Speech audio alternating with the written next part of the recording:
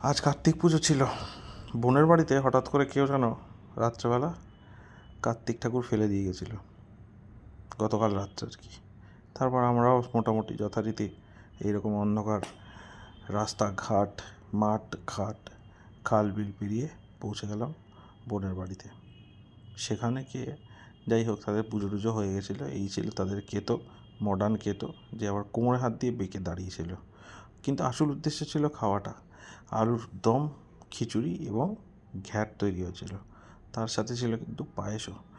দুরকম খিচুড়ি দেখা যাচ্ছে ওখানে।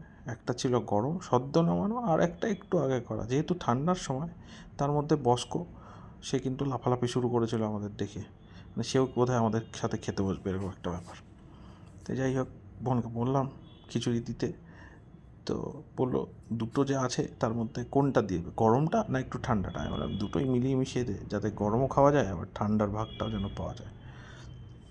তার সাথে দিয়ে দিল আমাদের বেশ খানিকটা করে আলুর দম এবং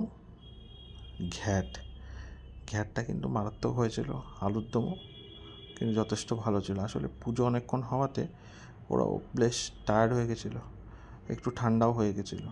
সেই কারণে একটু গরম খেতে পারলে আরও বেশি ভালো লাগতো। কিন্তু যাই হোক, প্রসাদ যেহেতু, খেয়ে দিয়ে আমরা টুকটুক করে চলে আসলাম। এবং খিচুড়ির মধ্যে ফুলকপি, গাজর, বিট এ সমস্ত অনেক কিছুই কিন্তু ছিল।